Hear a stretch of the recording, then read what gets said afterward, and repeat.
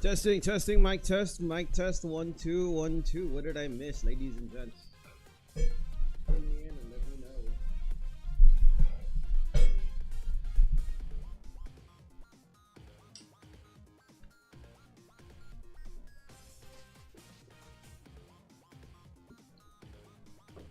All right. I know everybody's like, what the hell? Why are you streaming at this time? Why so late? And I just want to say, sorry guys. Hey, but it's better now than never, right? Alright guys, we'll be opening up the curtains very soon, but if you guys can hear the sound of my voice, type down a 6 or a 7 in the chat, let me know. Alright.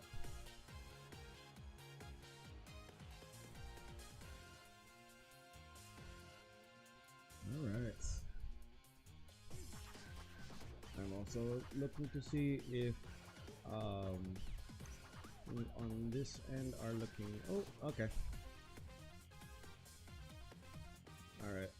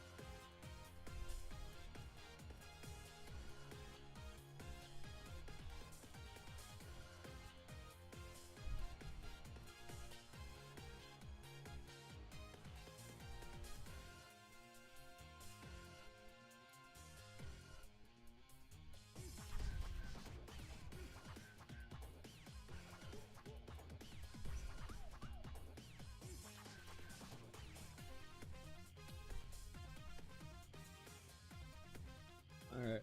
We're starting very soon. Okay, ladies and gents, we're starting in 5 4 3 2 and 1.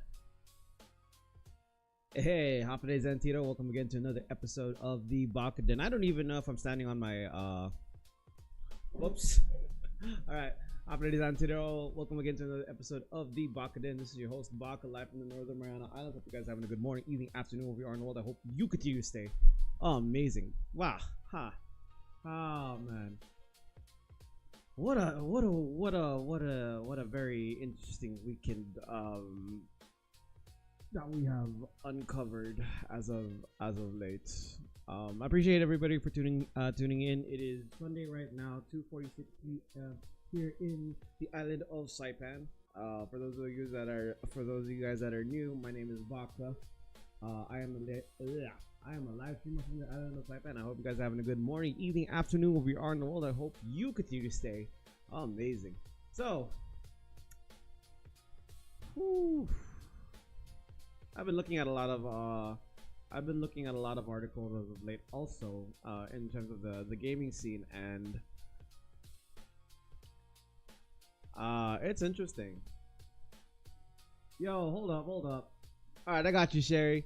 Yo, happy birthday to Connie. What is good? Half a day. I hope you have a great Sunday. I know we got a lot of birthdays happening on Sunday. May you have a great day, and I hope you enjoy the rest of your day. With that said, that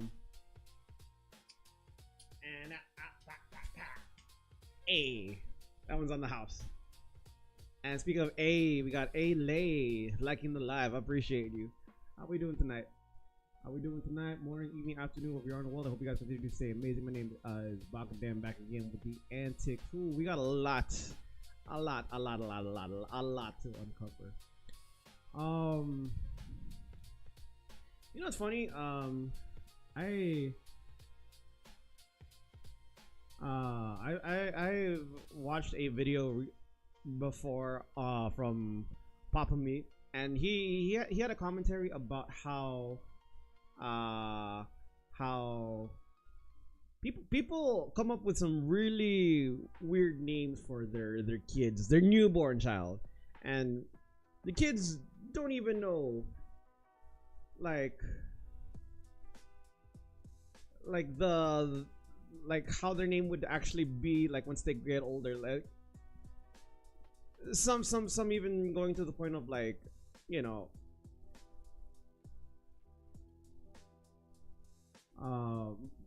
possibly wanting to change their name. And it's interesting.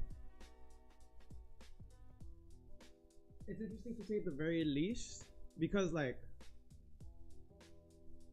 I need to share this article with you because like I still don't know how to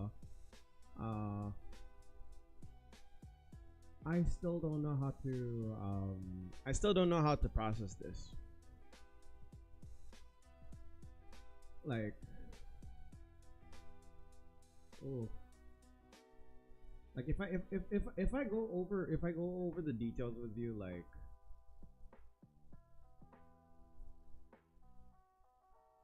it's just I'm looking for I'm looking for that article. I'm looking for that for that one article because when I saw it I was shocked. If anyone follows, anyone here play Musume? Like,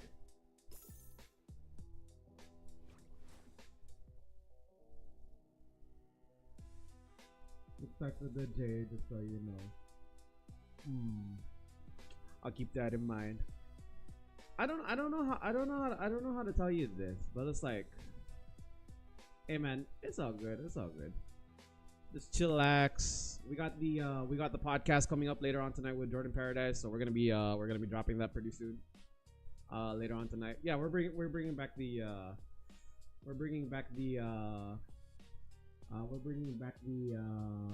thingy thing. We're bringing back the one thing, the one podcast that I never thought would be going down. I'm really trying to look for that article because it's like, well, it was on unless they delete unless they dropped it. I think they probably dropped it, but it's already public information at this point. I think you ought to know. Let's take a look at the headline. Just the headline. Just the headline is enough to like get you wondering like, what the hell am I looking at here? And it's this specific headline. Now, again, the reason why I ask if anyone here plays Uma Musume, you guys know I've already been an avid fan of Uma Musume. You see me do a lot of streams on it, and I've also played it like in the middle of matches whenever I'm waiting for another match to kick in. But I can't. The thing is, I can't find the article based off of this. But this is from Dexerto, and it says your Filipino parents gone viral after naming their child Umamu Sumae Di Makulangan, and I was like,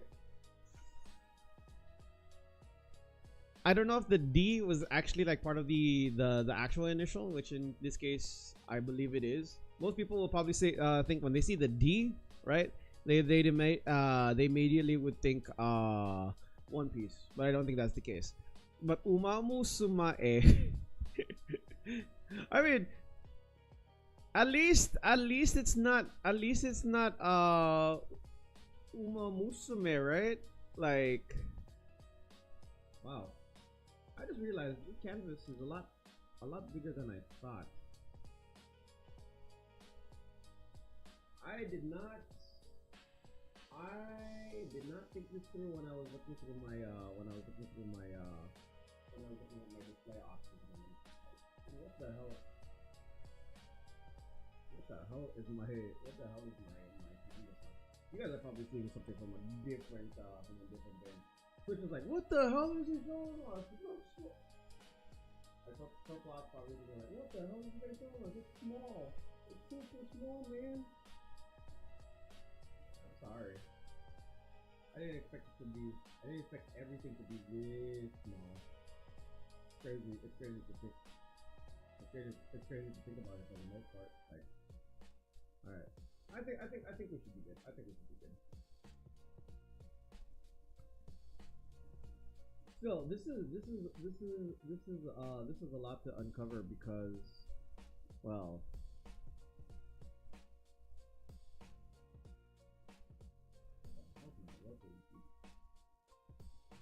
note to self, please do your research before prepare your stream. Don't be like me, making these edits like super last minute right now. Like crazy stuff. I'm pretty sure everything's gonna be small. All my alerts are gonna be small. Like everything is gonna be super small. Yeah. It's annoying. So hopefully it doesn't become a big issue. I think, yeah, Tekken 8 is also going to look really small.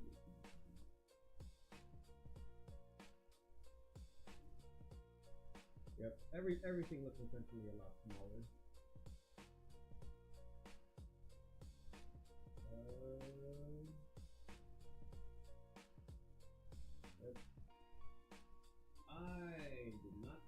I did not think this through, and that's my fault. I should have put some more thought into this before actually doing this before doing this session. But man, I'm reaching the consequences of everything just looks super small.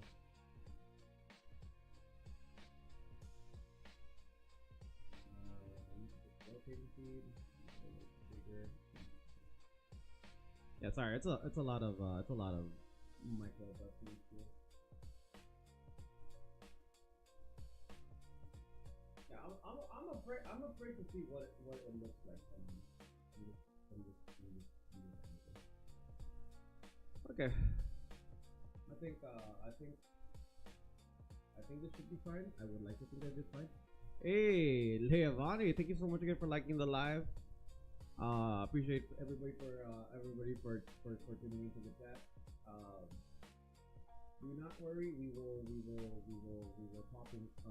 be popping up with the gameplay very soon.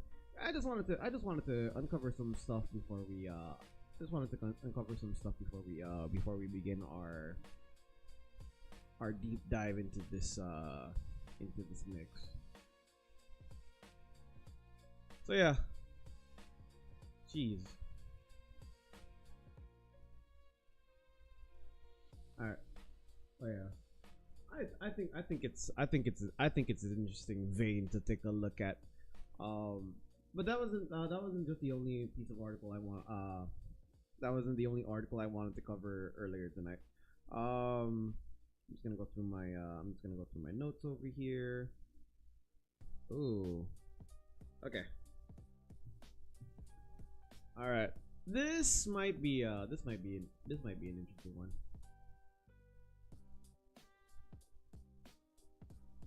I know I usually talk a lot about games, but like I gotta talk about this as well because I think it's important to note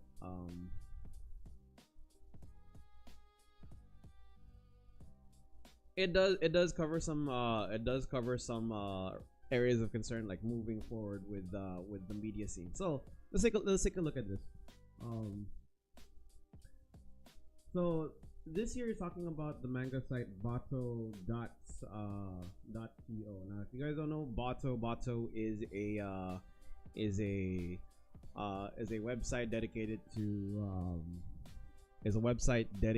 to getting Japanese translated manga and translated them into English or any other language for the rest of the community to see. The thing is, most manga now, manga back then was only limited to the Japanese version, and people in the community, out of the kindness of their heart, decided to take the scanlations and create their own translations based off of that. Still, again, this is a very deep dive here. So, unfortunately, it's come to the point where Bato is going to finally shut down. So, let's go ahead and take a look at this. The world of online manga had been rocked by the sudden and permanent shutdown of Bato.to, one of the internet's most beloved and relied upon manga aggregation sites. Announced on January 19, 2026 via its official Discord server, the closure has left a gaping hole in the community, erasing years of fan-driven work, cherished reading lists, and a vibrant ecosystem of rare, older, and niche manga titles. The site and its associated community spaces vanished overnight, a move that has sent shockwaves through a global audience overnight, accustomed to using Bato.to as their digital library. The announcement, which cited ongoing issues related to the site and resulting legal challenges as the reason for the shutdown, was unequivocal. The website and Discord community would be deleted and will not be coming back. According to reporting IGN India, by January 20, 2026, both the main site and its mirror domains have become inaccessible.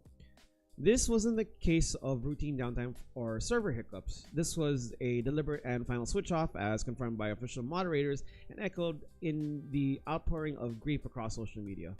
So, yeah, basically this site didn't have like an announcement, no official like transition. They just decided, hey, we're just gonna cut it off right here, like right then and there. They're just gonna cut it off. Hey. Core with the heart, me. What is good? Thank you so much. Hope your stream went well. We were actually just talking about the manga site Bato.to closing down, and so this is not my usual topic of discussion, but I still think this is going to be interesting moving forward in terms of like media. Because this is gonna raise some concerns on how this is gonna change for the media space. So, official mods confirm Bato is really gone. It's the end of an era, the last big manga library holding decades of old, rare, and untranslated works. Even new sites that pop up rarely have these classics. We've truly lost a part of manga history. One user lamented on X, formerly Twitter, encapsulating the mood of thousands who suddenly found themselves without access to their digital bookshelves. Bato.to was more than just a repository, it was a community cornerstone. Its reputation was built on convenience, scale, and a suite of features that let readers treat it like a personal library, complete with follow lists, recommend notifications, comments, genre browsing, and easy discovery of new titles. For many, it was the first site to check updates and a place to find works that weren't available through official channels. Damn, it really hit me with the ad on this one. The platform's clean design, robust community tagging system, and support for independent scanlation groups fostered a loyal user fanbase. As Swickblog described, Bato.to became a default tab, the check it first site, even for people who also supported official releases elsewhere. I'm gonna have a lot to say after this, like after reading this, but like this is groundbreaking. Yo, what's up, Nora? Welcome to the stream. All right. What set Bato.to apart was its unparalleled collection of scanlated manga, manhwa, and manhwa, which included countless series from smaller creators and entire genres like BL and yaoi that rarely saw official English publication.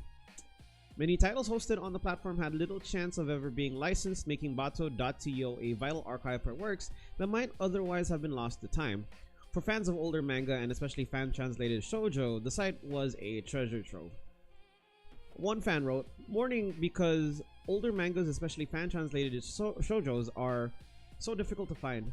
Bato had them all dating back to prehistoric times. I need to get my together. I'm miserable."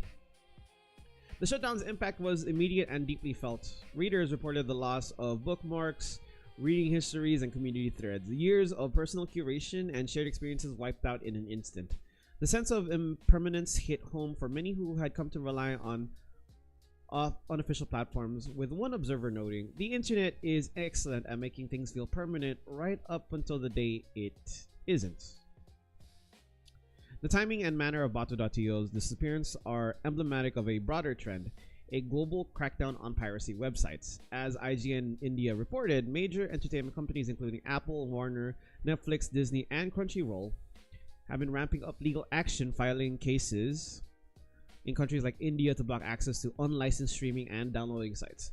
Similar enforcement efforts are underway across Southeast Asia, Europe, and North America, reflecting an industry-wide push to tighten control over digital content distribution. Damn. So, yeah, this is going to create a domino effect that we're not gonna wanna see moving forward. It's gonna pose a lot of danger for the media that we consume because of the fact that Bato is closing down. For the manga community, these legal battles have real consequences. As Bato.to's shutdowns demonstrates, piracy platforms rarely fade away quietly. Instead, they vanish. Domains get pulled, upload tools stop working, databases disappear, and the audience is left scrambling for alternatives. This cycle of sudden loss and reorganization is familiar to longtime fans, but it comes with collateral damage. Lost reading lists, broken recommendations, and fragmented community forced to adapt on the fly. I'm trying to remember like one of the earlier versions of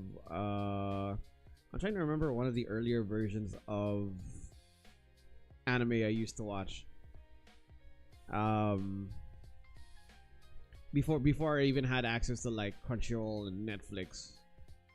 It's on the tip of my tongue, but I can't remember. It's on the tip of my tongue. Hey, what's up, Nikki?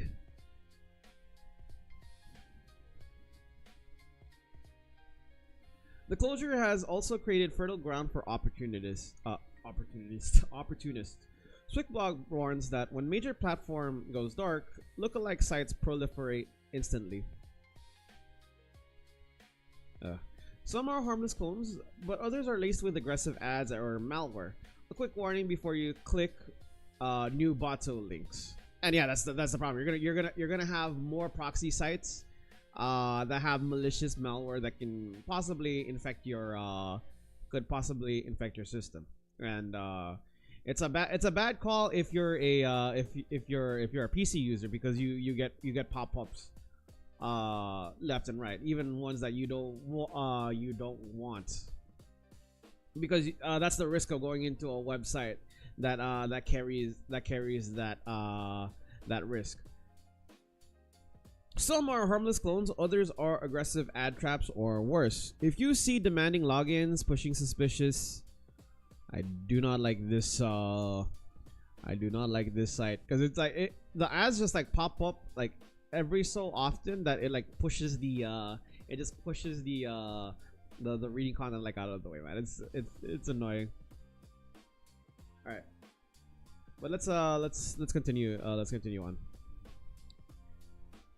When a big platform goes dark, oh my god, this is why it's hard. When a big platform goes dark, lookalike sites spread instantly. Some are harmless clones, others are aggressive ad traps or worse. If you see pages demanding logins, pushing suspicious extensions, or redirecting repeatedly back out, the blog cautioned, in the confusion, manga readers are particularly vulnerable to scans as they search for a replacement. So where does the community go from here? With Bato.to gone and the future of fan translation archives uncertain, manga readers are being urged to consider official platforms as stable alternatives. Manga Plus, Webtoon, and Anime Planet are among the recommended legal options, particularly for mainstream series. While these platforms can't replace every niche translation or restore lost bookmarks, they offer something Bato TO now can't: continuity and reliability. So, at the very least, I think at least there's some lights in all of this. Like you still have sites that are of legal use, so you don't have to worry too much about that. And like you don't have to worry about like suspicious ads like getting up in your face, which I think is okay. Yet the loss of Bato TO is more than just convenience. It raises difficult questions about accessibility, preservation, and the role of fan-driven translation in keeping manga culture vibrant and exclusive. As legal enforcement grows stricter, the balance between supporting creators and maintaining access to rare or forgotten works becomes ever more precarious. For now, readers are left navigating this new landscape, backing up their reading lists, exploring official sources, and mourning the loss of a digital home that for many felt irreplaceable.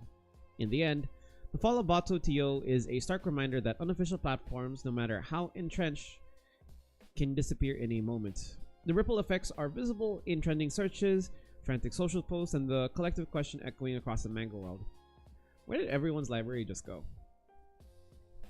And so, like when I look at this, I see a lot of risks being posed because you have a site like Bato closing down. Right, we can list down all the other manga sites that people still go to. Like I remember at one point I was on Manga Fox. Manga Fox was like my reliable go-to. I remember at one point I would read the entire One Piece the entire One Piece from the beginning all the way down to the time skip, because I really wanted to like catch up with One Piece. And now, like, if I wanted to read One Piece, I gotta like really catch up now, because I'm on the Wano arc, like the start of the Wano arc. And because of that, I think there's just something about this action that's going to cause a domino effect out of all of this.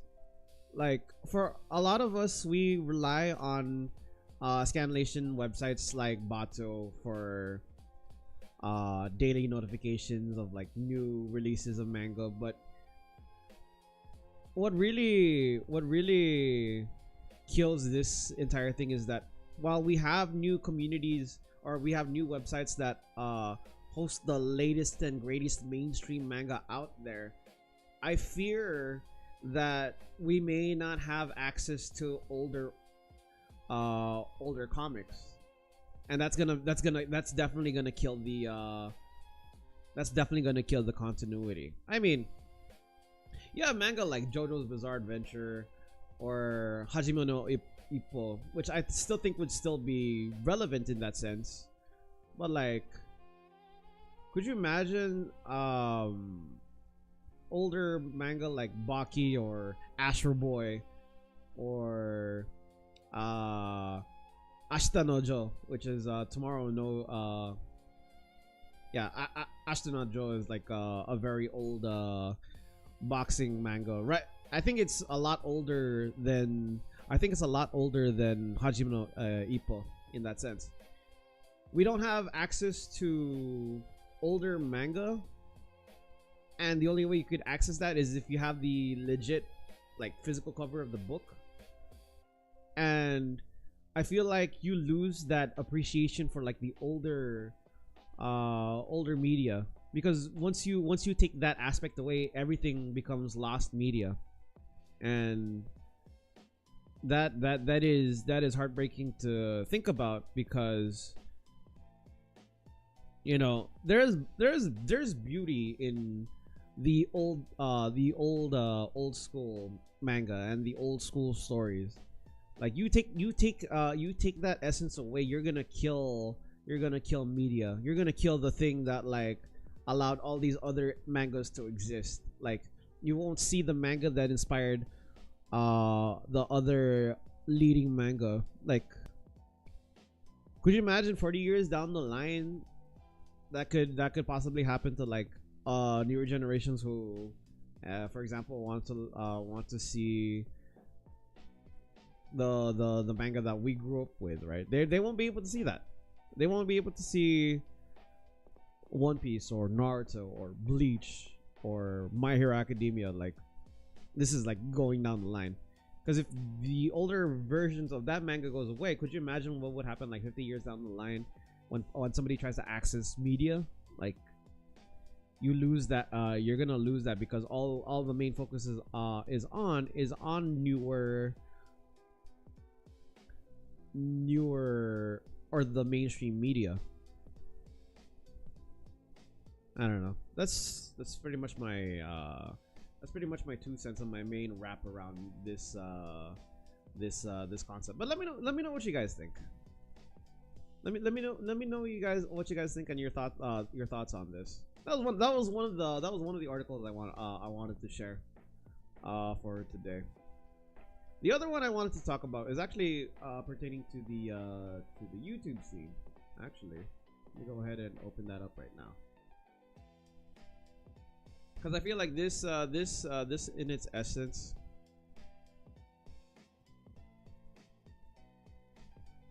Okay, we actually no. I mean, maybe I'll talk about it another time. But like, this is another story I wanted to cover before we get into the heart of the game. It's another Uma Musume article, just because it's been getting a lot of popularity, and I'm not gonna lie, I've been trying to keep up with the NFL because of this. So let's take a look. Yo, Damien, what is good? How we doing? All right. So this article comes from Dexerto. Uma Musume gets unexpected NFL appearance, and fans are losing their minds. And this was posted on January 19th. The world of NFL and Uma Musume have unexpectedly collided after the Seattle Seahawks have shared anime-style fan art inspired by Uma Musume Pretty Derby on their official social media. Okay, you know what? When I looked at this, right, I immediately thought, oh, I think the Broncos are finally taking notice of Uma Musume. But no, it's the Seahawks. Okay, following their win against the San Francisco 49ers on January 17, 2026, the Seahawks posted an illustration featuring Uma Musume characters Agnes Tachyon and Gold Ship. Oh, okay. In the artwork, Agnes Tachyon is dressed in Seahawks-style colors and is shown overtaking Gold Ship to claim the win.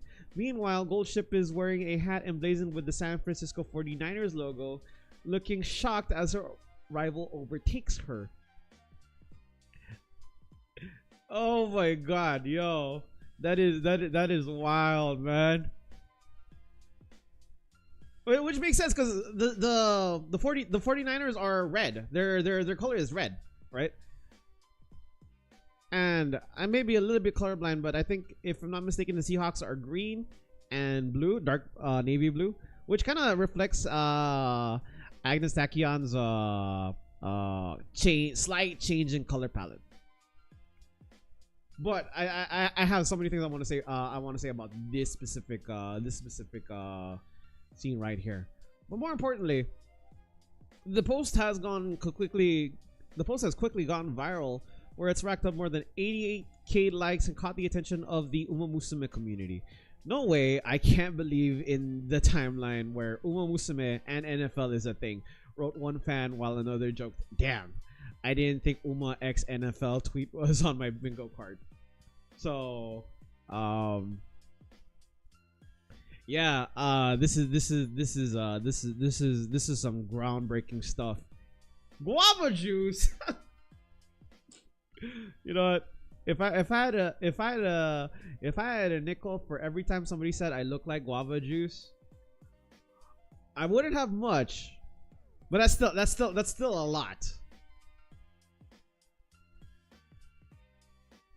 But thank you though. I'm a tag Guava Juice one day and say like, hey man, we're twins. So this if I'm not mistaken was actually referenced from Cinderella Grey, and a lot of the spotlight was based off of Agnes Tachyon, which again it makes a lot of sense because Tachyon is one hell of a beast, right? And I can already tell you the number of people that are watching this are very avid. You have just as much of an avid number of fans who are Agnes Tachyon fans, just as much as there are Gold Chip fans. Again, I'm still just very surprised that it's not the Broncos, it's the Seahawks that's dropping this. Still blowing my mind. Others lean fully into the absurdity, adding, at this rate, the Seahawks are going to win the Super Bowl, and then we're going to get an official Uma Musume themed Seahawks Super Bowl victory poster, despite the two having nothing in common, and I'm totally down for it. And this was actually for a separate video I wanted to do, but like I wanted to show like some of the interesting correlations of fandoms, like when you combine two different fandoms together to create something that you wouldn't expect to see. I mean, Uma Musume in itself is already the combination of a fandom which is based off of the actual race horsing, right? Because a lot of the characters are based off of real life horses, so they take the names directly from them. Goldship was the name of a racehorse in Japan, and so was Agnes Tachyon. These are real life counterparts. But also, it's crazy how much like you can link two fandoms, and the reason why I find this very amazing is because when you have something like this, you start to introduce people into different communities. Because of the rise of Uma Musume, right? People have been getting more invested in horse races, right? People are interested to see how horse racing works because of how much they like the anime and the game so much. So now, like when you cross over that aspect into the football scene, you take a person like me who has zero knowledge of how football works. I played football before, but it doesn't mean I would like to watch it, right? It's allowing me to see the beauty of football. Also, those football edits, man. Those football edits I see on Instagram go hard, man. Like the Tebow effect, where like you have somebody take their hand and like put it on the screen. That's pretty cool.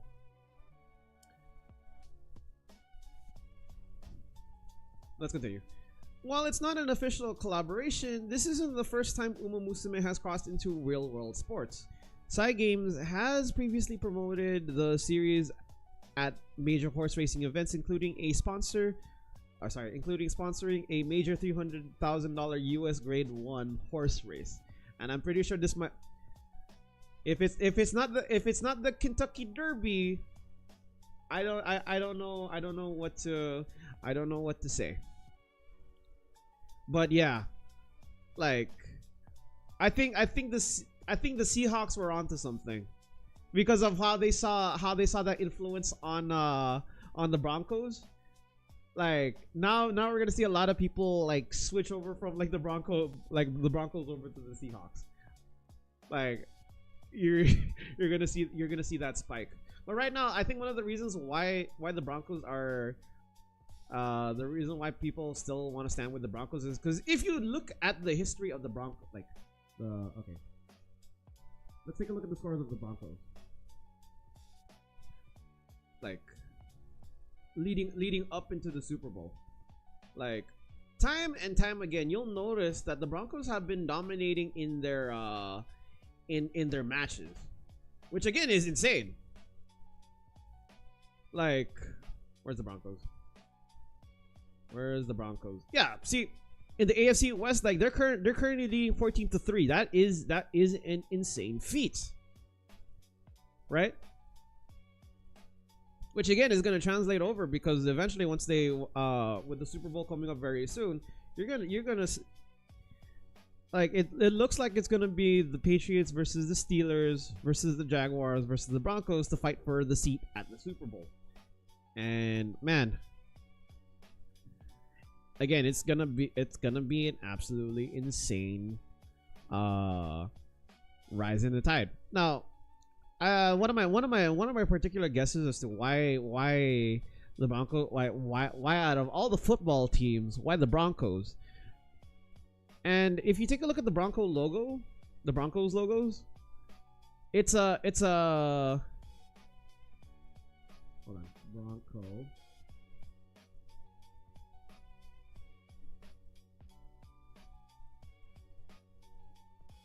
Oh, yo, Penguin, yo, I appreciate that, man.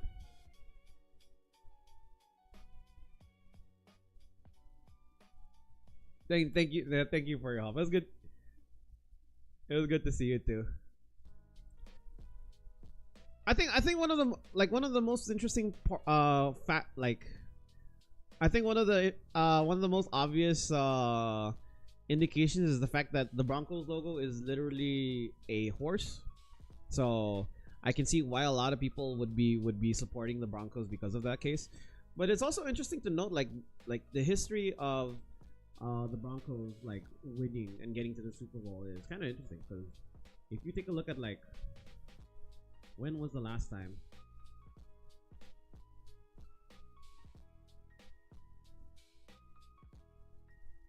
if we take a look at the last time the Broncos went into the Super Bowl, it was in Super Bowl 50 and that was in 2016. Again,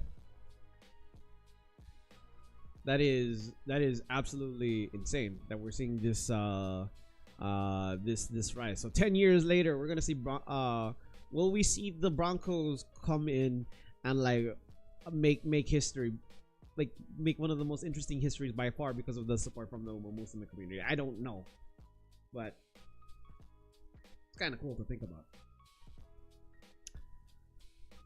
Poof. Yeah.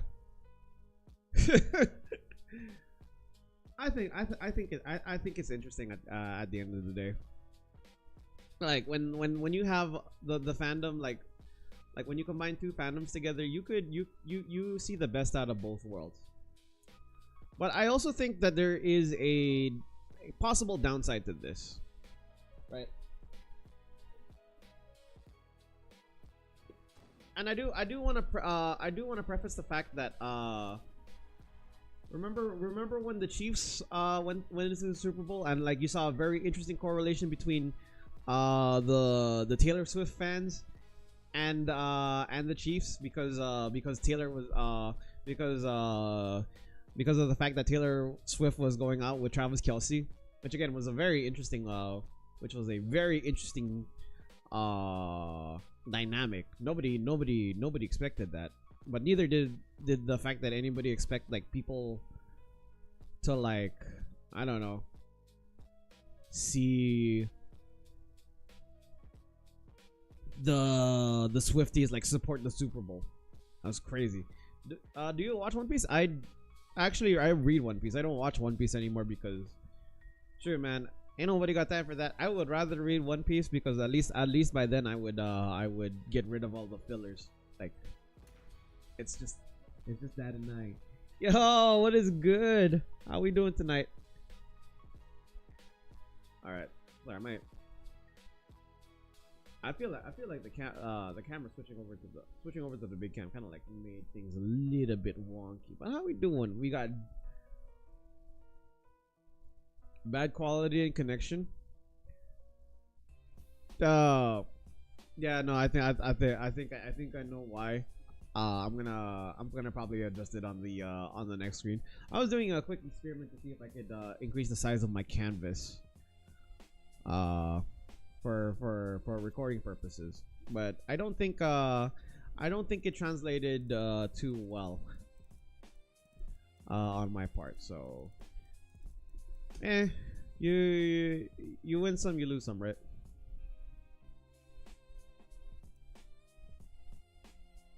Now I feel like one of the things that could really mess this up, like in terms of the in terms of the fandom, right? And the one downside, right? Yo, we got G. Hi Viscous, how we doing? One of the things I fear is that people may fall off and just like lose interest in the thing because uh their favorite collaboration, like it it was just a, you know, it was just a phase kind of thing, you know, like I think after the Super Bowl finishes, we may see a drop in the fandom, right? But I don't think I don't think that's gonna change the current scene. You still have a lot of you're still gonna have a lot of loyal supporters of the scene. But I also think what could also make this interesting is that Uma Musume fans will definitely develop an interest in football the same way they developed an interest in horse racing. I feel like that could possibly happen, and I think in that similar vein, football fans could possibly also open up and see the beauty of working with the Uma Musume fandom. It's not gonna be immediate because again it's still kind of weird. Like Uma Musume is not exactly the type of Uma Musume is not exactly the type of anime you would get like if you were to. It's not exactly the type of anime you would expect anyone to get into, and I think one of the things that may distract that person is the fact that they are human, but they have animal parts, so like they have horse tails and horse ears, so that might detract the person from wanting to watch the series.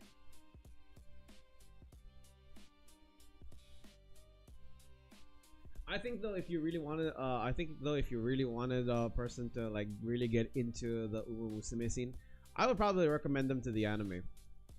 Like, sure, I wouldn't put them through Uma Musume the game right away. I would probably make them watch Cinderella Grey. Yo, what's up, Zell? I would probably make them watch Cinderella Grey. The reason why I would say Cinderella Grey is because Cinderella Grey has been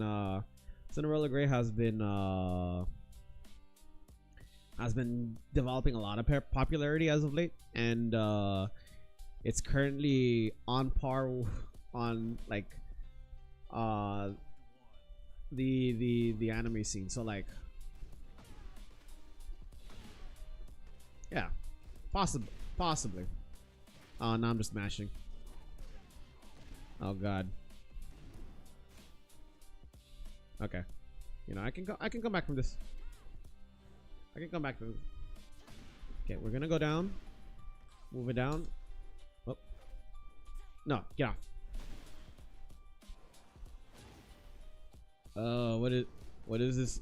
What is this delay? Hey, Darren, what's good, man? Ah, I could have. Kind of pissed that I couldn't. What?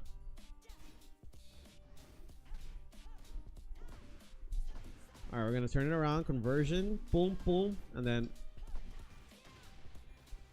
Okay, we're gonna play the play. Oh god. Up. Back off.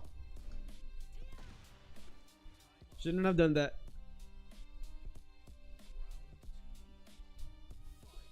Oh, now the frame drops. Now the frame drops.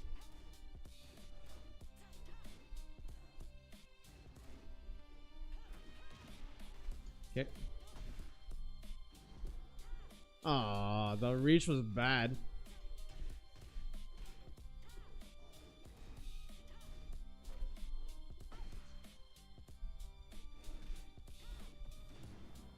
Okay.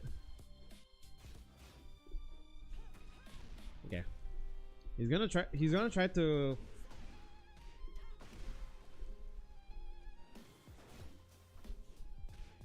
Yeah, he's trying to go for a grab.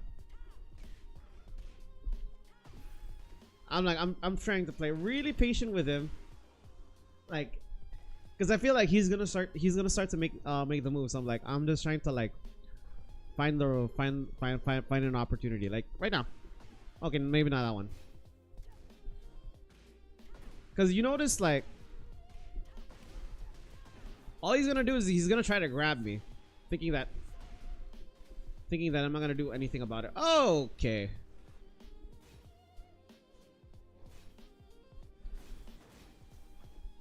Okay. I think what scares me about King fighting against King sometimes is that King has that ability to like to grapple you, and like if you know the route that kick should not have worked, but that sidestep did. Up, up. Oh crap. Up. You know what? You know what? He was gonna do that move. Unfortunately, it's an annoying move. But like people will do that. Like they will intentionally like move back so you don't, so that they can get the win.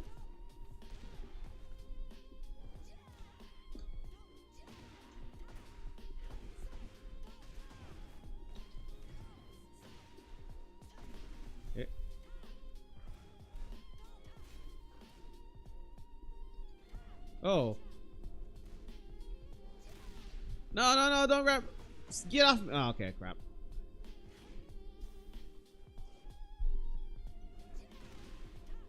Again, that shouldn't have worked. And now, let me finish this. Yeah, see. I just had to wait for that moment to like just finish it right there. No. Oh, he canceled. He probably saw the rank and he was like, nope, I'm not gonna deal with this. I'm not gonna fight this guy. Which,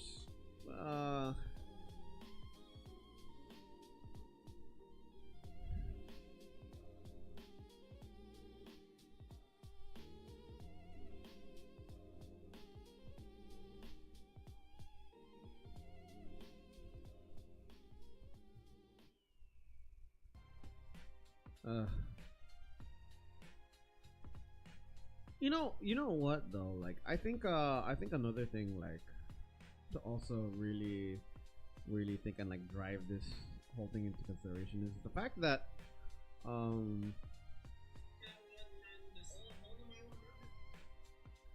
I think the other thing to like consider and drive on this matter, and one thing that's definitely caught my attention as of late, the Kingsman situation is absolutely it's absolutely insane. But like there was one comment that really like kind of rubbed me off the wrong way, and I just want to take the time to pause this so that we can I can show you what I'm talking about here. Like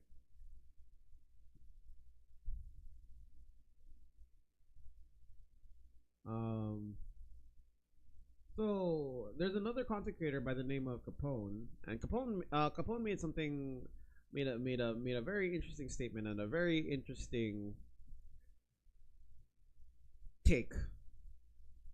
Because I mean, people are entitled to their own opinions, but I still think like this is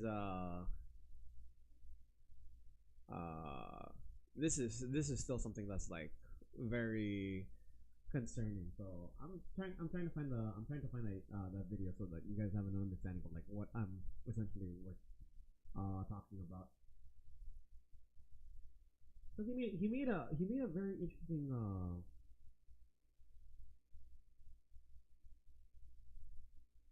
he made a very interesting statement. He made a very interesting statement uh about CC.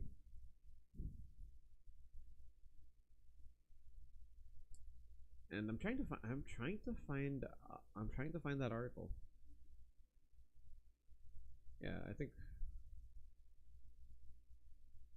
where is that? Where is that section?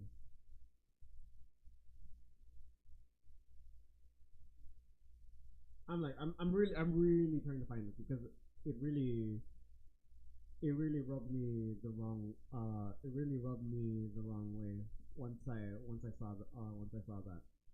So man, I know the whole situation is messed up, but that doesn't mean that like that women are essentially bad gamers, right? And I think CC and Zaza are like the worst the worst representation of like female gamers, but that doesn't mean that's how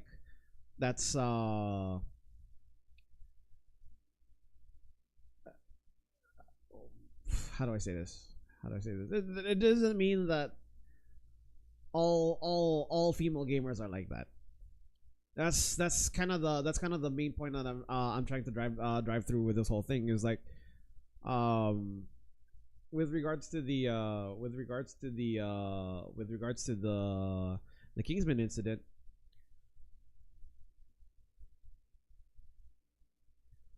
right? It doesn't mean that women are bad gamers, right? It just like it doesn't mean that all women are toxic, right? It's just in that one moment right there, right? Like it just like whew, it's just really bad. It's I wish I could find it so I can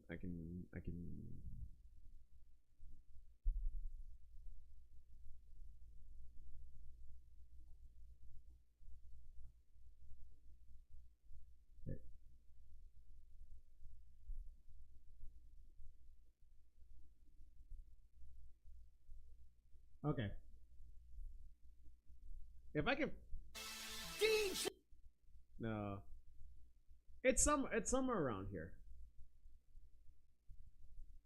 I know it's somewhere around here. It's somewhere around here.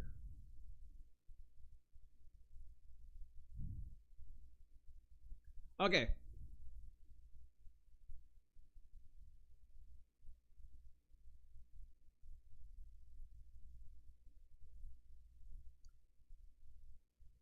Oh man. Yeah,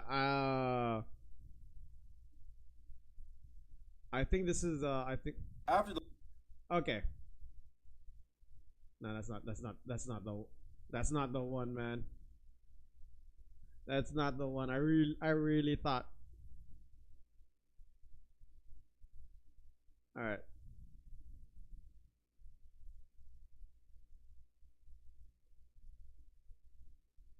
Poppy Capone is using my video as Oh.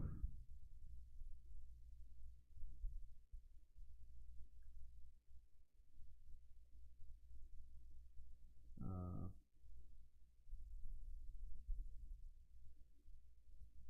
I really wish I can like.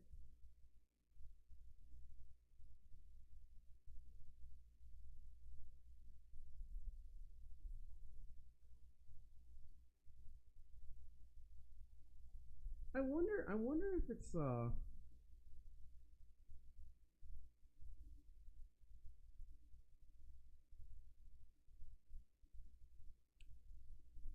okay, you know, never mind.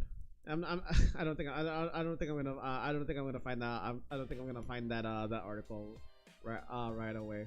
But when I come across the video, I'll let you guys know. But like, yeah,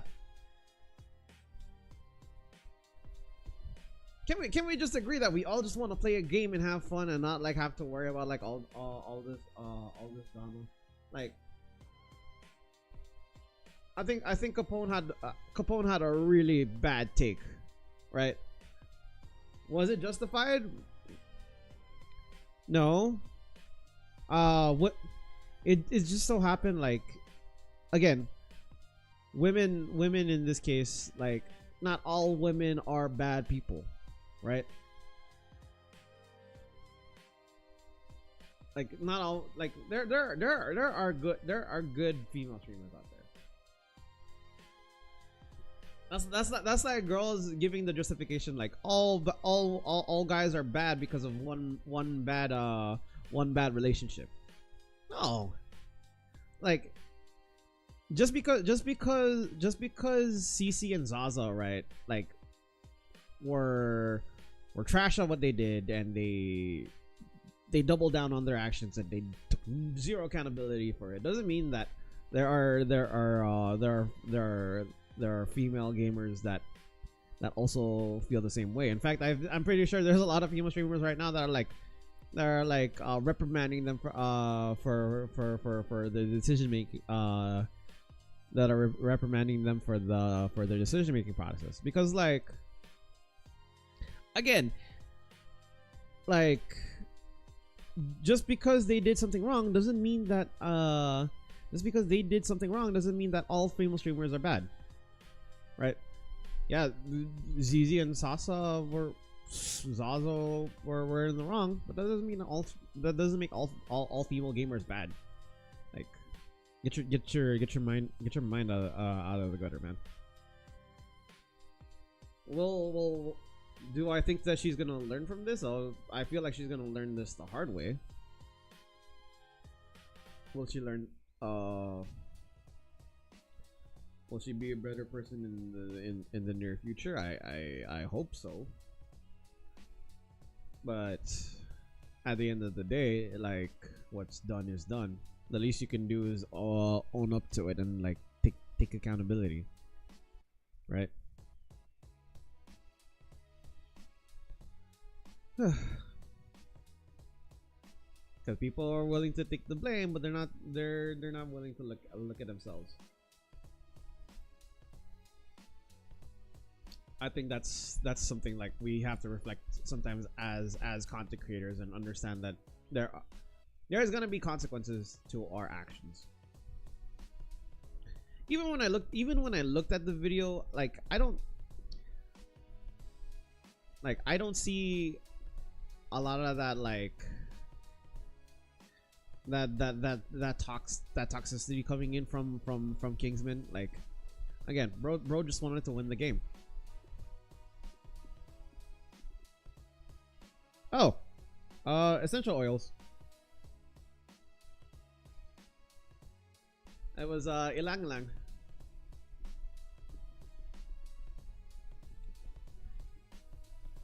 And for aromatherapy, I gotta say, aromatherapy actually like really helps to improve your stress. I don't know. I think there's a very interesting correlation between like pleasant scents and like relaxing versus like really dank scents, right? You know. Okay, you know what? Smelling salts is a different kind of vein, because smelling salts is basically inhaling ammonia, because that's one of the main components of smelling salts. And I've heard a lot of stories of people using smelling salts, and like smelling salts is like one of the dankest scents out there.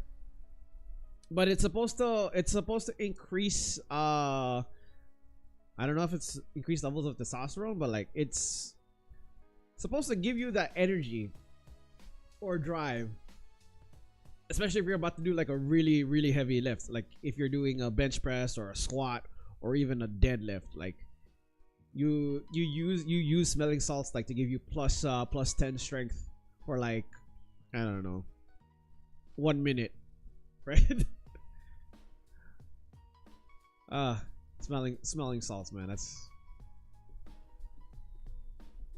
Smelling salts is an absolutely insane is an insane thing to go off of, man. Like crazy stuff. Hey, we got Rev with the goat. Yo, what's up, man? Like before a Tekken match, bro. I mean, why not, right? Rev, what is good? Yeah, smelling salts before a match, just like smelling salts before a match is wild. I can't think of anybody like in a Tekken tournament going in as like getting ready for the fight, and then all they do is like they just inhale the salt, like, and be like woo, and then they go straight into the match.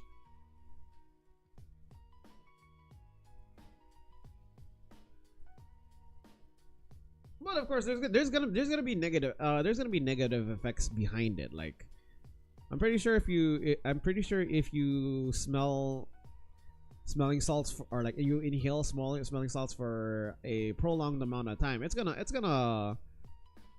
gonna give you headaches. Again, unpleasant smells usually associate with like really bad experiences, which is why quite more often than not we tend to avoid it a lot. It's like poop, right? Obviously we don't like the smell of poop, which is why we usually avoid it, or we try to take care of it as soon as possible. What's another? Trash is another one. Like, especially if the trash goes bad, like you gotta get rid of it right away. Bad smells are usually associated with associated with diseases, which is why like when you have rotten meat or like rotten fruit and the smell that comes along with it, like your first instinct, right? Your first human instinct is like to like get rid of it as soon as possible, because you don't want that. You know who wants it? The rats. Rats will eat anything. Rats will eat anything for sure because they're scavengers. They take what they can get. They take what they can get because they don't mind the smell. I don't know if a rat sense of smell is a lot stronger than a human's. If it is, I don't know how they have it in their system to like eat rotten food, right? But then again, I say that for a lot. I say that for a lot of things. I don't like rats. I think ever since last year, since when I had that rat infestation in my house, like I've absolutely hated rats. Like, it's funny, I get scared of spiders, right? Like whenever I go to the bathroom and I see a spider, like a really huge spider, like I really like don't want to use the restroom right after that, because I'm like, man, I don't like spiders. It just terrifies me to the max. You know what I'm saying? And it's horrible. I hate that feeling. But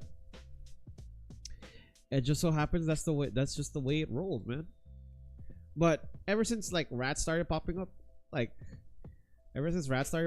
was like, I actually don't mind spiders. I think spiders are alright. They can live in the house rent free. I just don't want to see a rat. I think though, ever since I got Carmia though, like no rats have ever stepped into the house. They're scared of the cat, that's for sure.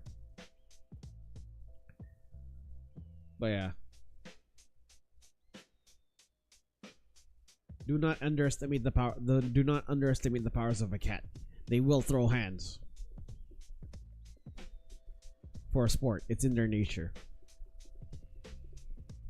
They come from the descendants of lions or tigers. I don't know. Big cats. Definitely giant cats.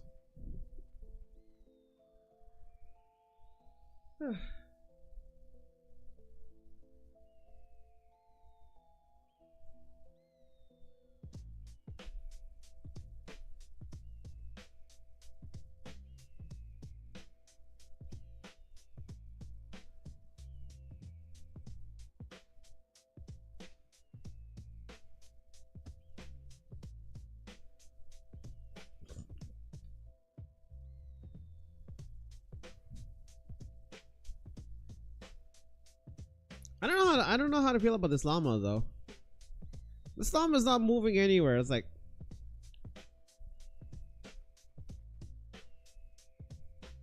I feel like the moment that we've been fighting in this mode, like that llama has not moved anywhere.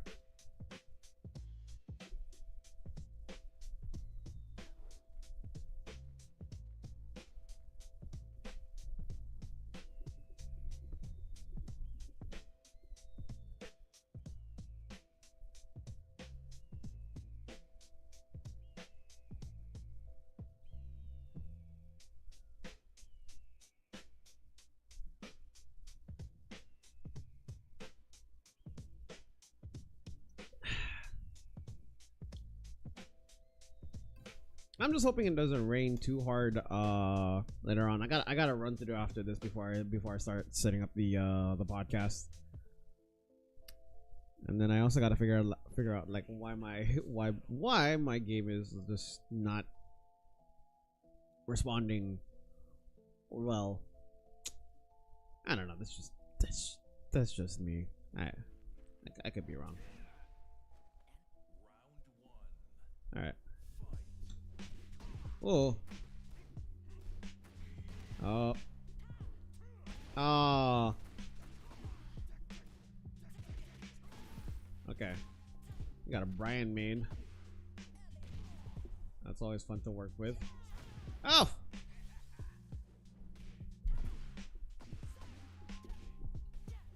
Oh crap. Okay.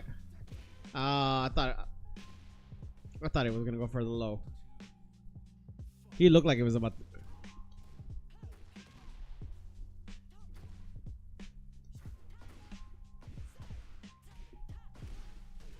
Yeah.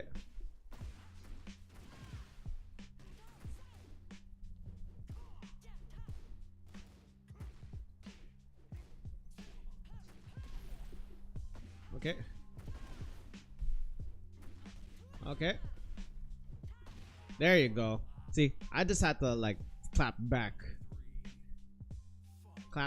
with the snap back, and I go here while I'm trying to go backtrack. You know where I'm at. Yeah, I'm gonna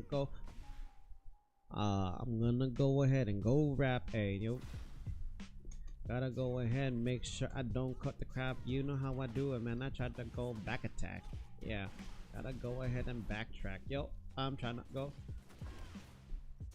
hit the wall.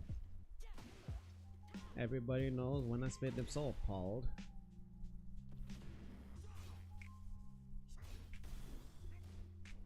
Oh, I could. That's duckable.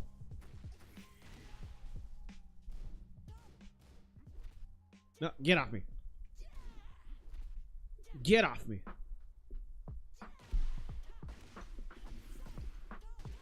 I'm sorry, man. I don't think this is gonna kill, but I would like to think that it'll do some like residual damage. Yeah, see.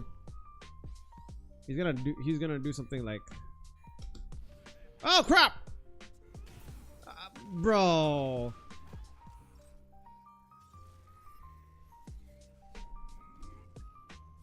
Okay, you know what? I thought he was gonna. That was my fault. I thought he was gonna attack. Like I thought he was gonna do a regular move. I didn't think he was gonna go straight into a rage art. My bad, man. I didn't think you like that, man. I'm gonna make sure we plan accordingly the next time. Yo, Viva, what's good, man? Thank you so much again for liking the live. You live in Saipan? Yo, what's good? Do you play games? If so, what games do you play? Ah. Okay. Oh my god. I was the problem was I was still stuck in K&K stance, man. That was hell yeah, back again with the antics. This is good, James. You know the quote. You know how we roll. Back again with the antics. Go ahead, try to go and rap with the magic. If you ain't with me, then man, that's so but tragic. Yo, I gotta go down and hit it with the classics. Gotta go ahead while I snap back to this backtrack. Yeah, here I am stuck at the wall. Hey.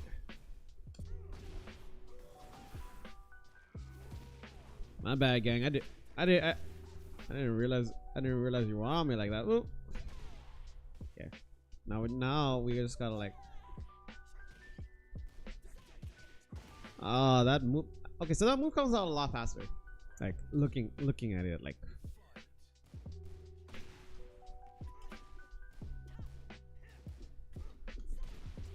Okay. Oh, that actually connects. Huh. It's a fairly decent side step.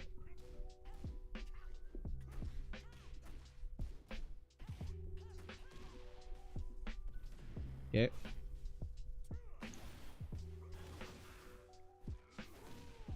Okay. So he's gonna he likes to hit lows. His snake edge is one of the slowest, so like I know what to look out for. Oh, I can't believe I dropped that, man.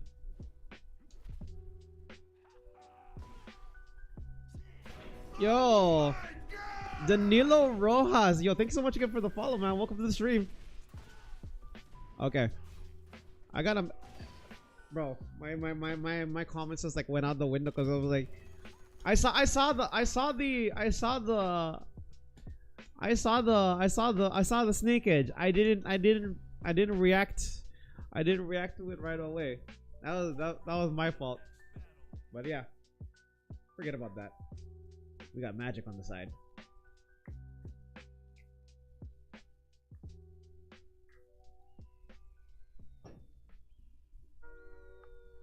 Good to see ya. I remember you from Core Stream.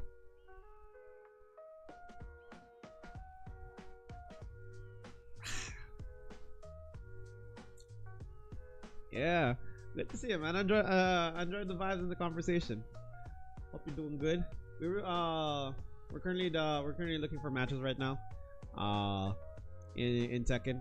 I don't know if you play Tekken as well. I remember you play Fortnite though. I remember you mentioning about playing Fortnite. I for one still need to finish the battle pass.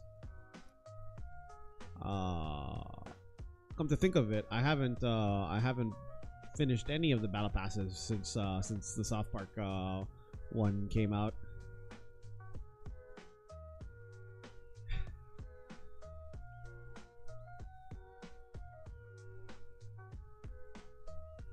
Oh, I will say though, I think if you are a veteran Tekken player, I think you'll like Tekken 8, especially since the third season is coming out. If you are new to Tekken though, I will say this: the fighting game system is a lot different now because they have simplified controls. So while Tekken is one of the craziest fighting games out there because of how many moves you have to learn, right? Sorry, that's the main techniques. All the techniques. There are more than 100 moves in this move set, and of course it's gonna be daunting for anybody that's trying to learn how to play the game. There's gonna be a lot more people like getting that would be overwhelmed, but the good news is they have a summarized version of like what moves to learn, and they also have sample combos that you can work off of, so that you can learn to so that you can wait. Hold up. Wait.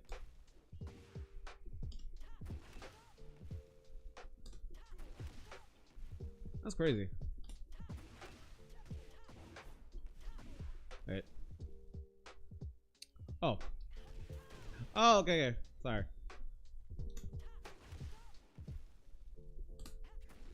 Hold up. Crap. There you go. That's not bad. Mortal Kombat versus Tekken. Which one would you prefer? If you were to hit me with like the storyline, I would say Mortal Kombat has the better storyline over Tekken. Gameplay though, I would probably give it to Tekken. Especially with especially with Mortal Kombat 1, MK1. I thought it was good, like within the first season, but like after the following seasons that came after that, like it just didn't hit the same way. You know what I mean? I don't know what it is, but Mortal Kombat definitely fell off a bit. So much so that MK1 is not even the MK1 is not even part of Evo, and like Evo is like the mecca, like when it comes to like housing the big three of the fighting game scene, which is again at the time Tekken, Street Fighter, and Mortal Kombat. Game wise, DBZ or Naruto? Woo. Wow. You had to hit me with that one, dude. That's a trick question. The reason why I say this is a trick question is because like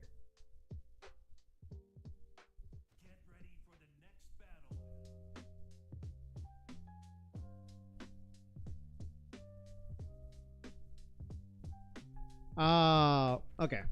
It's the same Brian that tried to rank me down. Yeah.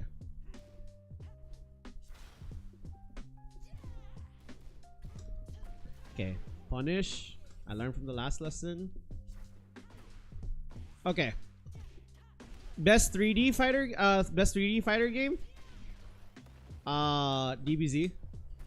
Like not just any DBZ, the Budokai Tenkaichi 3 specifically. One of the better goated games in my opinion. Best 2D fighter game though, I would probably say Naruto. I'm not talking about Naruto Ultimate Ninja Storm. I'm talking about Naruto like the Ultimate Ninja series, like back when it used to be like a 2D scroller. Like it just had the better setup for me. I don't like. Okay, this is kind of weird to think, but I don't like Ultimate Ninja Storm. Like, and I feel like Naruto Ultimate Ninja Storm kind of like led the way into like the overused anime 3D fighter, the anime 3D fighter archetype. Like,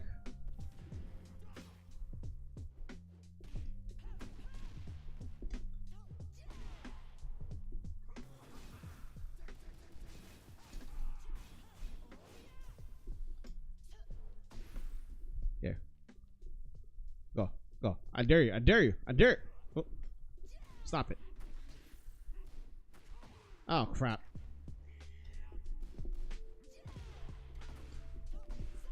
Had to clap back, man. Had to clap back after that one. Yeah, I feel like Ultimate Ninja Storm was just like overused, like so much so to the point where like 3D anime fighting games kind of like made it feel very generic. That's why like if I didn't want to invest in games like Demon Slayer or Jujutsu Kaisen because they have the same format. Actually, I'm gonna throw in My Hero Academia because it also follows. If you take a look at it, they're all the same. They're all the same format. Like, you know what I'm saying? Oh, I haven't tried Boruto Connections.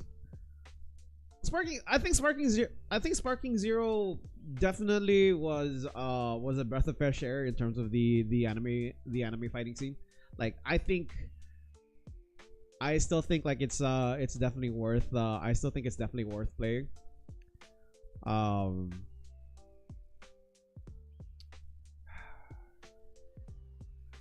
But yeah, well, every time I look back into those games, like it really makes me feel very sentimental.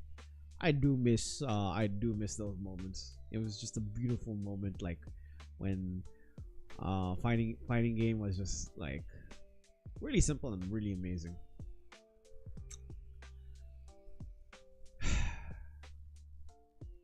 Those were the days. Those were the days.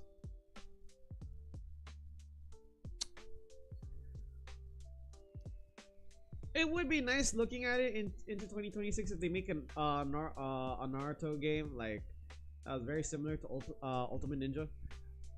Like to give you guys an idea of like what I'm talking about here. Let me show you. Look for Naruto.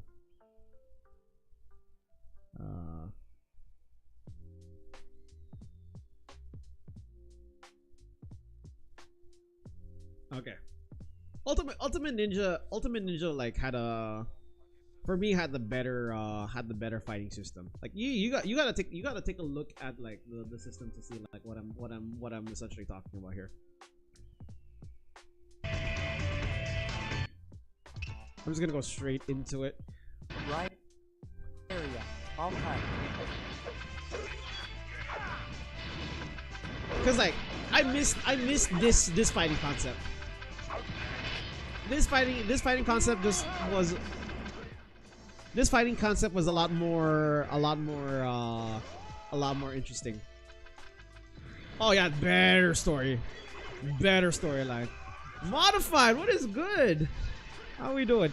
We were just talking about like the Naruto Ultimate Ninja series, right? And I'm not talking about Naruto Ultimate Ninja Storm. Actually, you know, this is the one thing I missed about Naruto, the Ultimate Ninja series. When you do special moves, they had one of the best quick time. They had a quick time mode in this game, so you essentially had a mini game, like in addition to the gameplay, which is why I really like the series. Like it wasn't just a fighting game, but like you had mechanics in the game that made it more interesting. And I would kill for another Ultimate Ninja in 2026 just cause of how much this game like really changed up the scene. And the thing is, like, this game had items. Like the usage of items feels a lot more balanced out. Like this is probably one of those interesting moments. Like this is one of those moments where like I think items are okay to use in a game, as opposed to Smash, right?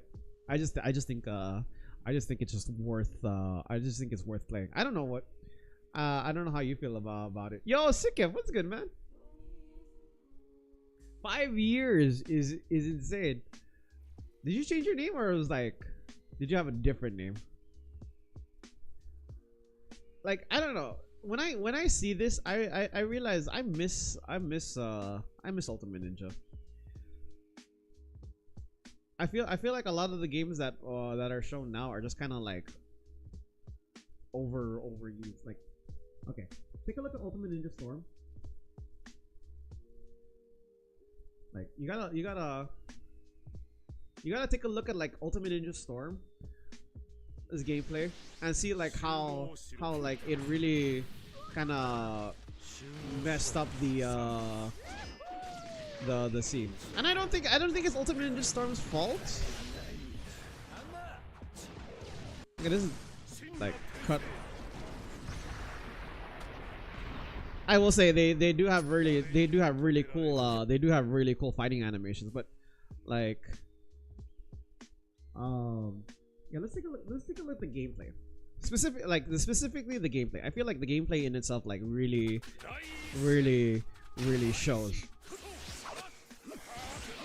So, and I'm using Ninja Storm, Ultimate Ninja Storm as the base.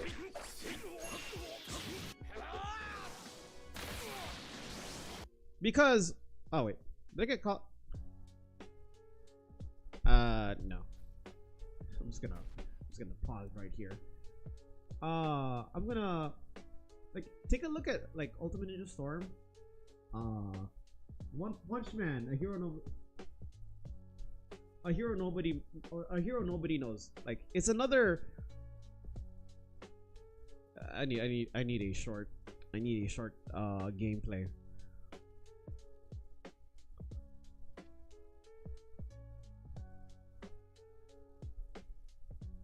Okay, maybe not the no commentary, but like, yeah.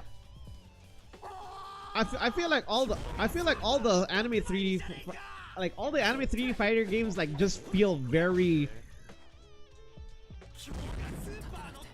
You know what I'm saying? Like all the anime fighting games feel the same. It's like a reskin of the fighting game, right?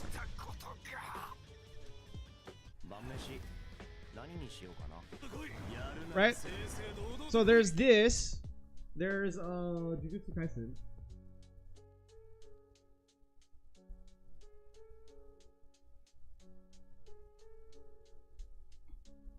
Is that? Worry, I'm the strongest. Yeah, Jujutsu Kaisen. Magnificent. A complete and total slaughter. Show me a good time.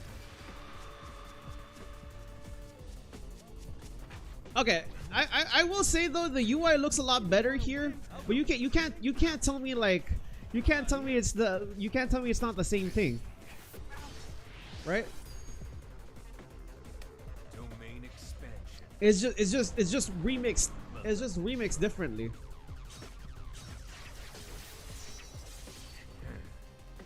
gotta be kidding me.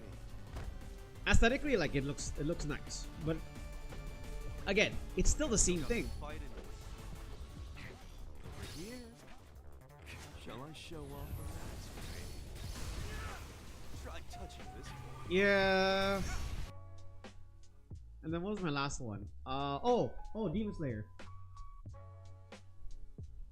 I think Demon Slayer is definitely gonna be like one of my the last one I gotta say, like that really takes the icing on the cake. Cause look at this. Wait.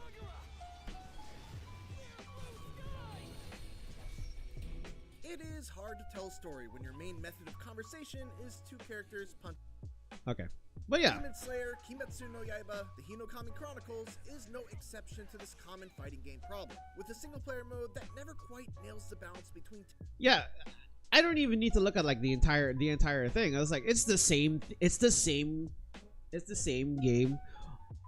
It's the same game all over again. Yeah, no, like that's the problem. Is like they all use the same game formats, which kind of like kills the diversity of the game.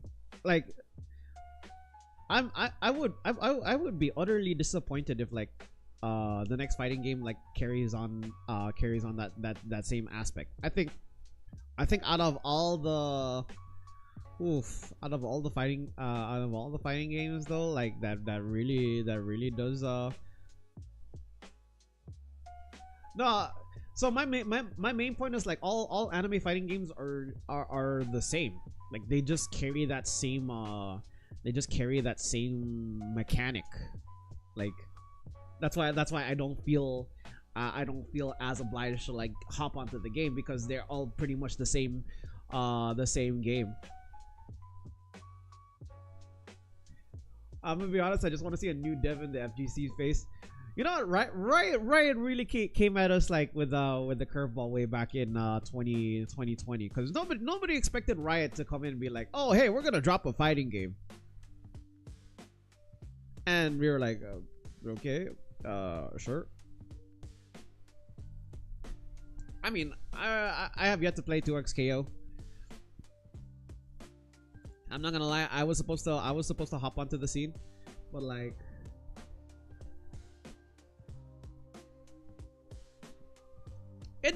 it does feel kind of slow. It really does feel kind of slow when you look at the gameplay. Like the pacing just doesn't feel it. Dynasty Warriors, dude. Dynasty Warriors is solid, man. I like beat 'em up games, but what's really cool, especially since I'm a social studies teacher, I like beat 'em up games with historical references.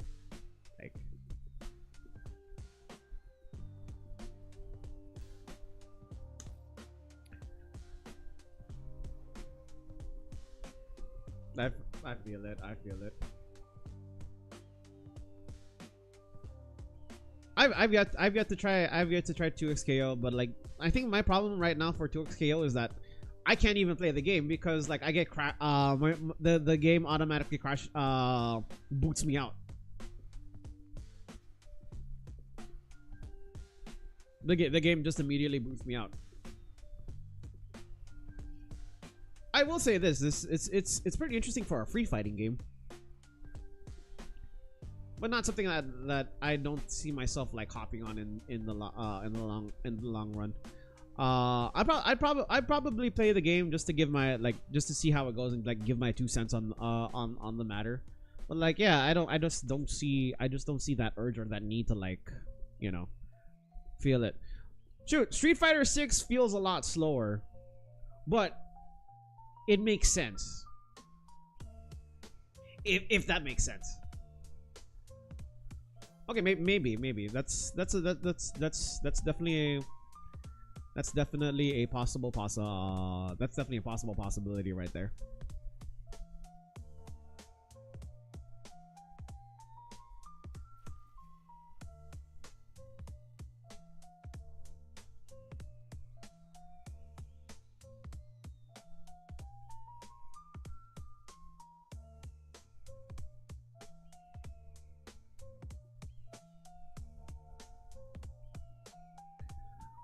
You know, you're right. And I should be connecting to the Asia servers a lot better. But unfortunately, sometimes that doesn't always work. I'm in the middle of an ocean, but that doesn't mean like I can find matches in Asia right away. Nah, man, me and Jordan are hella far apart. I stay in Garapan. That dude stays in SV. I have to drive up a hill to get to his house.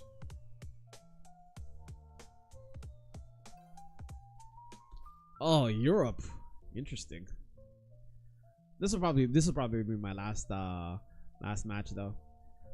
I will say though, I do get some decent matches like in NA West.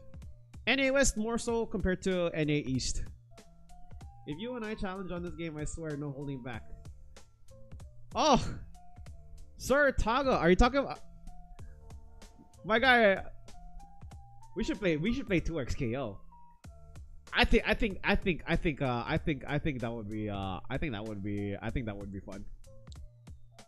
I will say this though. I think 2xKO is on the right direction, making the game free to play, right? Because it's gonna introduce a lot of new people into the fighting game scene. But they're eventually gonna learn, like, if they want to like expand into other games, that not all fighting games play the same way, right? King of Fighters plays a whole lot differently compared to Street Fighter. Street Fighter plays a lot differently to Melty Blood. What's another one? And Melty Blood definitely does not fare to Mortal Kombat, and Mortal Kombat doesn't even like Mortal Kombat is ages way different from Tekken. Fighting layer plays differently. Yeah, I can agree with that. You know what's funny though? My experience into fighting layer EX was actually because of Street Fighter. and it was Street Fighter EX that definitely like introduced me to like a whole new set of characters, like in, which is funny because like from Street Fighter 2 to Street Fighter transitioning from Street Fighter 2 to Street Fighter EX, there was a lot of characters I thought existed, like Doctrine Dark. D-Dark was one of my favorite characters in the game, and when Street Fighter 4 came out, I was like, where the hell's D-Dark? Where's Volcano Rosso? Where's Garuda and Kairi? Oh, Kairi was another fun one. Hokuto and Nanase. Only to realize that Fighting Layer EX was a Street Fighter EX was a collaboration, just like how Street Fighter like made a lot of collaborations with other games, like Marvel vs. Capcom, Capcom vs. Tatsunoko, Capcom vs. SNK, Street Fighter Cross Tekken. I didn't realize that it was a crossover. I feel like fighting games on PC are just fun to work with. Like you could do a lot of things. Oh man. Don't get me started at like the world of like controllers and like a lot of the different setups that come with it. Cause yeah, dude, people go into fighting games with a lot of funky controllers, man. And I'm not talking about like going into a match with a PS1 controller. Cause yeah, that has definitely that definitely has happened. Oh, he clipped my feet. He went for the flicker step. You're in Hawaii? Oh. Wait. So like. Mr. Simon. Yeah. Sorry. Why did I have my invite? Sorry. I should have. Sorry about that. Well, what's good? Mr. Simon. Yeah. Hold up. Wait. Oh! Frick. Wow. Sorry, man. I'm sorry, man. I need to mute you. Nothing personal. Hi, Mr. Simon. Hi, Briston. How do I? You know me. My name is Stacy. Oh, hey, what's up? How'd you find my channel?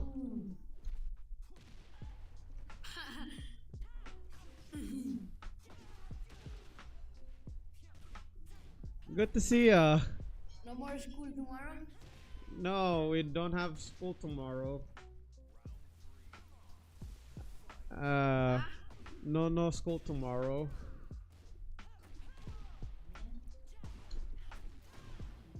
Alright, we're gonna go here. It's so cute, you like Ken. Oh yeah. This is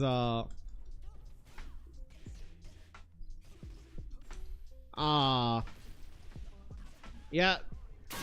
Well, starting tomorrow is gonna be a lot. Like, okay, it's hard to explain that current situation right now. Ah, crap. I'm cooked.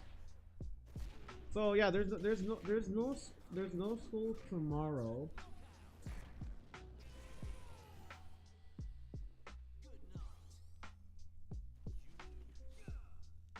Alright.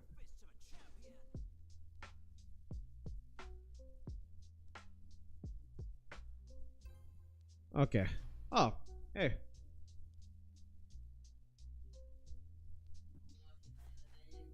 Mr. Simon. Yes. Tuesday, you go to school? Yes. You. Yes. Tuesday. Yes. So like I gotta explain the current situation right now, like in terms of in terms of the school days. You know, it's funny because like I didn't think I would be doing it in a platform like this, like, but like, so starting next month, what's gonna happen essentially is I'm trying not to. Yes, that was him. I forgot to set the thing to like invite only. I did multi-stream on the last one for like panels and whatnot, but like I feel like I don't know. Anyways, as I was saying, like it's interesting now because with the current schedule, like the way it's gonna work is like Mondays are gonna go back to full is gonna go back to full day every other Monday. So like for example, next week there's gonna be next week there's gonna be school on Monday. But then the week after that, there's no school Monday. Hey, thank you so much again for the follow. Welcome again to the stream. Yeah, so like every other Monday, but to do it on a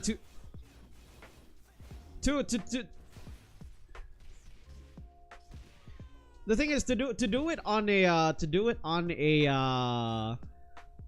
on a February, I think is the worst time to do it because you know what's gonna happen. Everybody's gonna, technically speaking, there's only one Monday that you have to go to school for like a full day. It's gonna mess up the motion. You know why? Because like the third Monday is President's Day. Who's gonna go? And so like that concept is gonna be stuck and ingrained. Like people are gonna have to like learn to readjust to the schedule. There's gonna be kids. I bet you there's gonna be kids that are gonna come into school and I'll be like, how come you didn't come on Monday? It's because, and they'll probably say, oh, it's because I thought we don't have school Mondays, right? Like Monday, February is the worst time to do.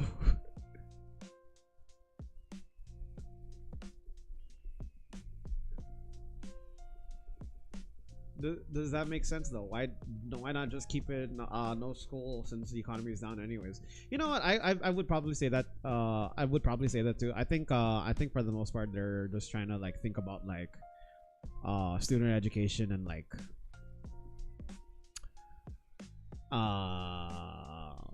you know, wanting to like maintain the education system and like payment for the teachers, but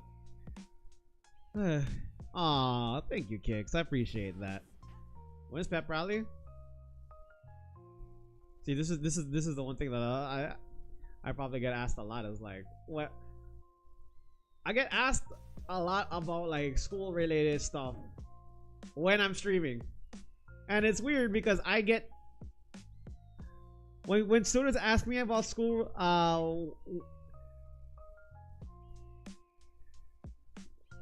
Okay.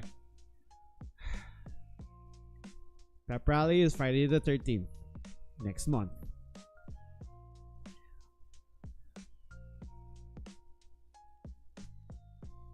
You did the dance with feeling the dance. I'm dance. Hey. I remember. What's up, Vince? I know some people consider Lethal League Blaze a fighting game, but I consider it a fighting adjacent. What's Lethal League Blaze again? I do recall hearing that game, but hold on.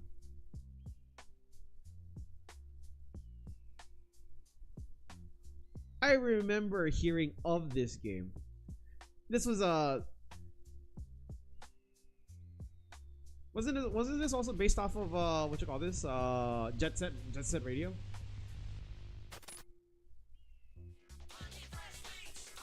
Yeah. This was inspired. This was inspired from Jet Set Radio.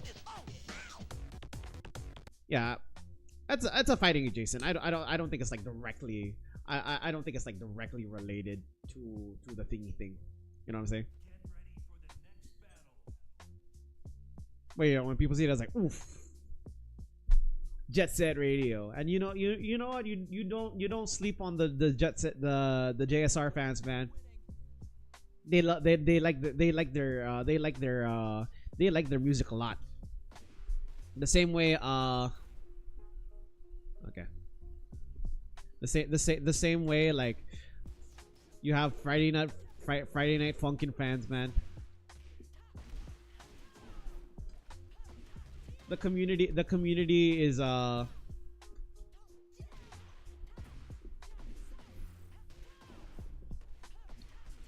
are you doing on Nikki's account, Vince?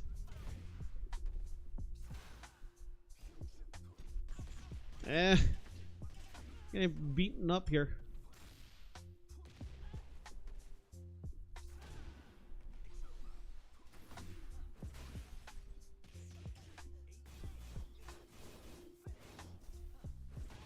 Man, this guy is never gonna let me hit a button. I have respect and terrifying fear of Steve Mains. You stole her phone. Okay, fair enough.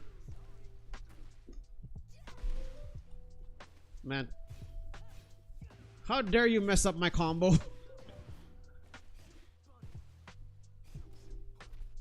Oh. Oh no.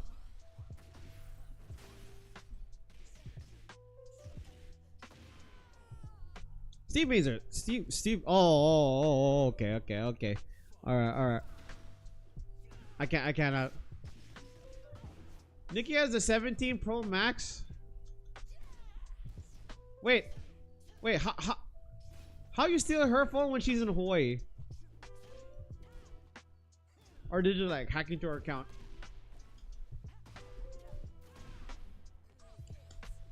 Come to think of it, somebody was trying to sell me the 16.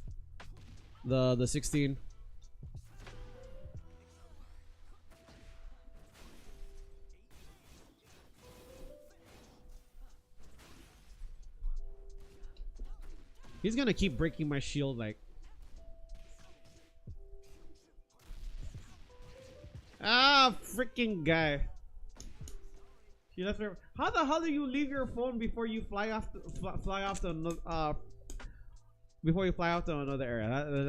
That's baffling. Okay, I swear to God, this is gonna be my last match. Oh, you do music too? Okay. Wait. Frick. I'm trying not to.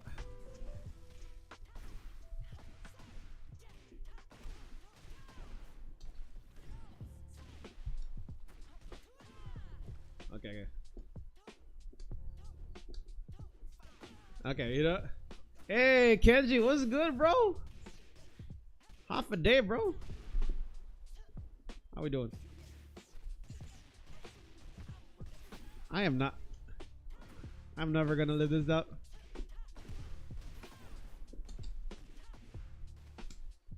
No, come on! I hate it.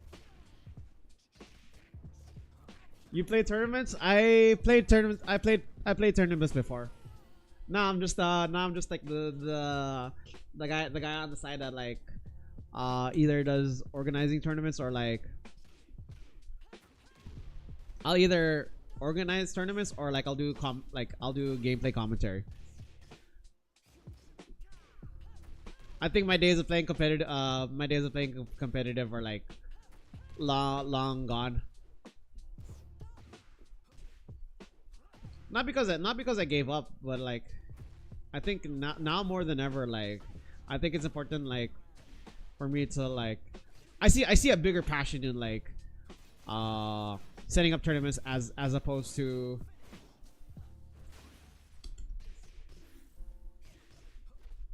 I see more passion in like helping the community grow the competitive scene as opposed to becoming a player.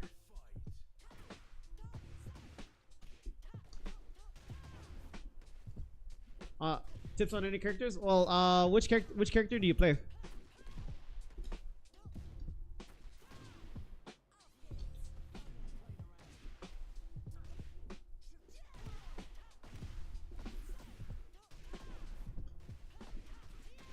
You need to hear the music? I'll come to think of. Oh, you can't hear the music. He keeps grabbing me.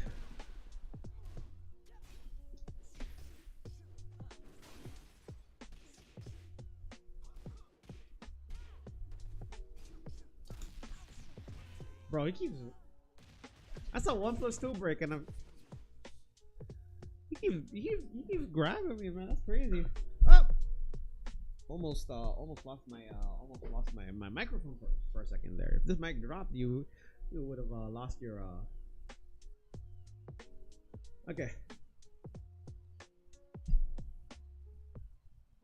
Alright, anyways, ladies and gents, that's gonna conclude the end of the stream for today. I gotta go do my run.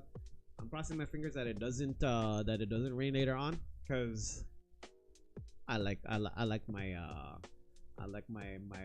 runs where I don't have to worry about the rain. But I gotta go head out in a bit. I need to log and get my run in before I start off with the before I go ahead into the stream, the podcast later on tonight, which is gonna be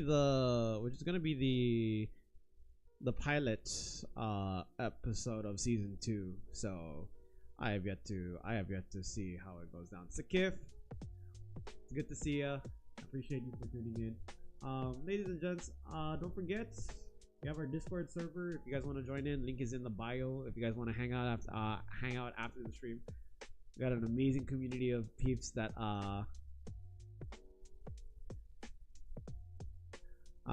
if you guys want to tune into the Discord, definitely check out the Discord. We got a lot of amazing peeps that that love to tune in. I gotta go head out for my run. I'll see you guys later on tonight, and as always, stay groovy, y'all, and peace out. Stop.